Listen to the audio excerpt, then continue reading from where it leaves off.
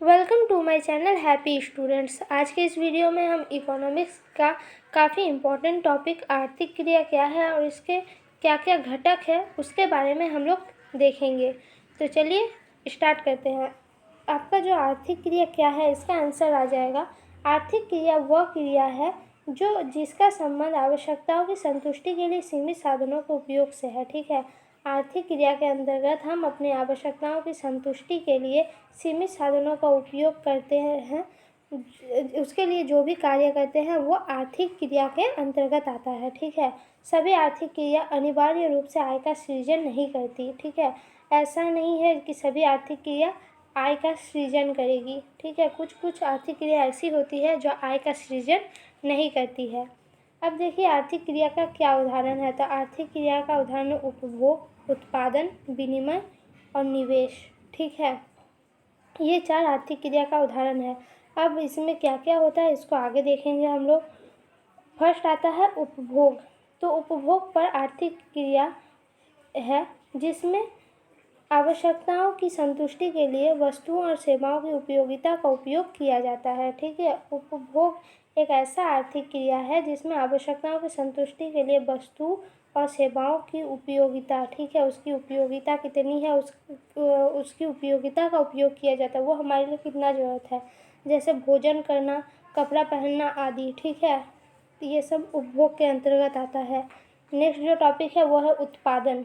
उत्पादन वह आर्थिक क्रिया है जिसका संबंध वस्तुओं और सेवाओं की उपयोगिता में वृद्धि करने से है। ठीक है, उत्पादन में हम क्या करते हैं, कच्चे माल को फैक्ट्रियों में ले जाकर उससे ट्रांसफ़र करते हैं और दूसरे चीज़ों में, जिससे उसकी उपयोगिता बढ़ जाती है। ठीक है, उत्पादन भी एक आर्थिक क्रिया है। इसका संबंध वस्तु और सेवा की उपयोगिता में वृद्धि करती है। जैसे देखिए यहाँ पे लकड़ी काटकर उससे बेंच तथा अन्य चीज़ों को बनाना। लकड़ी को हम खरीदते हैं तो उसकी कीमत कम रहती है, लेकिन अगर हम उस लकड़ी से बेंच या उससे कुछ भी फर्नीचर बना के अगर उसको बेचते हैं, उसका मूल्य क्या हो जाता है, बढ़ जाता है। तो उत्पादन की प्रक्रिया में इसी कार्य को किया जाता है। जो थर्ड इसका टॉपिक है वो है विनिमय। विनिमय वह क्रिया है जिसमें किसी वस्तु या उत्पादन के साधन का क्रय विक्रय किया जाता है। ठीक है, इसमें किसी वस्तु का या उत्पादन के साधन का क्रय विक्रय किया जाता है।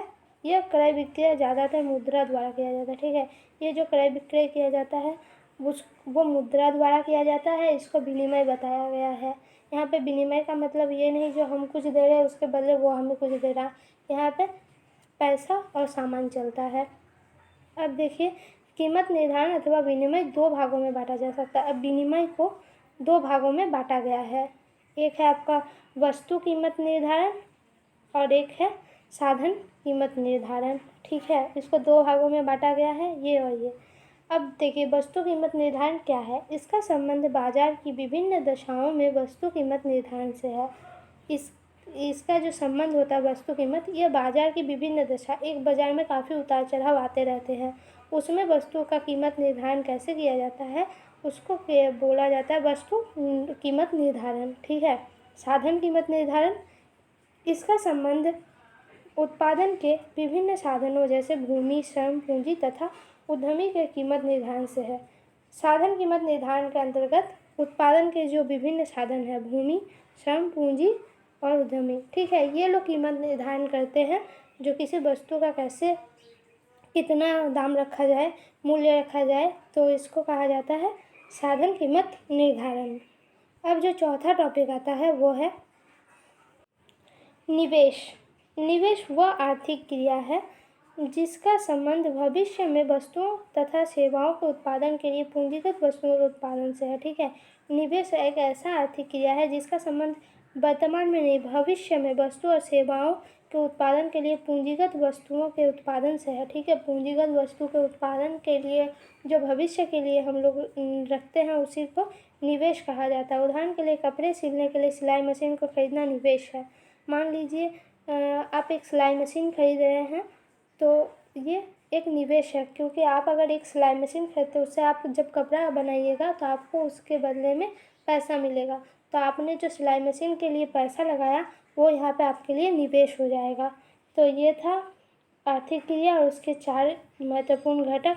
आपको ये वीडियो कैसा लगा कमेंट में ज़रूर बताइए। साथ ही अगर आपने अभी तक चैनल को सब्सक्राइब नहीं किया तो प्लीज़ चैनल को सब्सक्राइब कीजिए। वीडियो को लाइक कमेंट शेयर ज़रूर करें। धन्यवाद।